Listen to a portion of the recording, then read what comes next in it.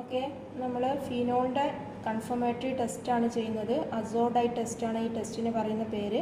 അപ്പോൾ നമ്മൾ little of phenol എടുത്തിട്ട് അതിലേക്ക് സോഡിയം ഹൈഡ്രോക്സൈഡ് ആഡ് ചെയ്യാം. Okay, little of sodium hydroxide add ചെയ്യാം.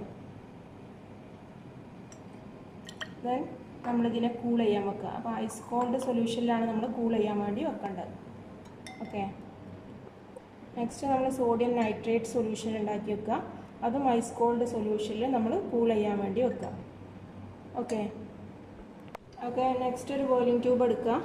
അതിലേക്ക് നമ്മൾ അനിലിൻ ആഡ് ചെയ്യുക. അനിലിൻ അപ്പോൾ 3 ബോയിലിംഗ് ട്യൂബ് അല്ലെങ്കിൽ ടെസ്റ്റ് ട്യൂബ്, നിങ്ങൾ ടെസ്റ്റ് ട്യൂബിൽ വെച്ചിട്ടാണ് ചെയ്യുക. അപ്പോൾ അത് കാണിക്കാൻ വേണ്ടിയിട്ടാണ് ബോയിലിംഗ് ട്യൂബ് എടുക്കുന്നത്. Next aniline in HCl. അപ്പോൾ അനിലിനും HCl-ഉം മിക്സ് ചെയ്ത ഒരു കോമ്പൗണ്ടാണ് നമ്മളിവിടെ എടുക്കുന്നത്. ഈ സൊല്യൂഷൻ വെച്ചിട്ടാണ് നമ്മൾ ഈ ഡെസർട്ടൈസേഷൻ അല്ലെങ്കിൽ അസോഡൈ ടെസ്റ്റ് ചെയ്യുന്നത്. അപ്പോൾ അതും കൂൾ ചെയ്യാൻ വേണ്ടിയിട്ടാണ് വെക്കുന്നത്. അപ്പോൾ 3 ടെസ്റ്റ് ട്യൂബുകളുണ്ട്.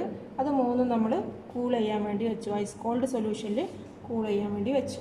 ഓക്കെ, നെക്സ്റ്റ് നമ്മൾ അനിലിനും HCl-ഉം ആഡ് ചെയ്ത ആ മിക്സ്ചറിലേക്ക് നമ്മൾ ഐസ് കോൾഡ് സൊല്യൂഷനിൽ വെച്ച സോഡിയം നൈട്രേറ്റ് സൊല്യൂഷൻ ആഡ് ചെയ്യുകയാണ് ഇതിലേക്ക്. Okay, sodium nitrate solution add ചെയ്തു.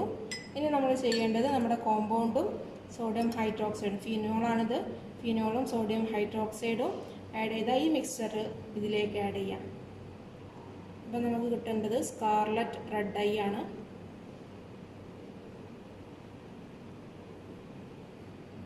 ഓക്കെ, നമുക്ക് സ്കാർലറ്റ് റെഡ് ഐ കിട്ടുന്നുണ്ട്. അത് വ്യക്തമായിട്ട് കാണാൻ പറ്റും.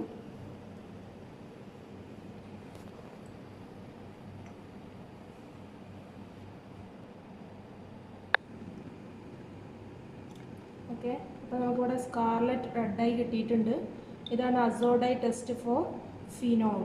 അസോഡൈ ടെസ്റ്റ് ഫോർ ഫിനോൾ ഡെസർട്ടൈസേഷൻ നടന്നിട്ട് നമുക്ക് സ്കാർലറ്റ് റെഡ് ഐ കിട്ടുന്നുണ്ട്. ഓക്കെ.